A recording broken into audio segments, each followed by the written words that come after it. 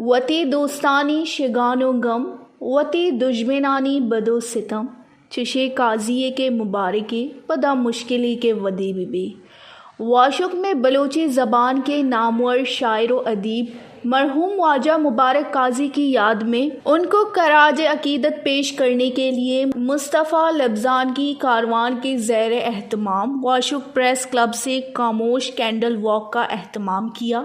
اس موقع پر B S O بچار واشق zone کے رہنماؤں سمیت سول سوسائٹی سے تعلق رکھنے والے افراد اور نوجوان شاعر و ادیب بھی شریک رہے اور واشق پریس کلب کے سامنے شاعر اشوب خواجہ مبارک قاضی کی یاد میں شمع روشن کیے گئے اور کہا گیا کہ بلوچ قوم ایک فکری اور سفری شاعر سے محروم ہو گئی، لیکن ان کے شعر و شاعری اور فکر و سوچ ہمارے دلوں میں ہمیشہ زندہ ہے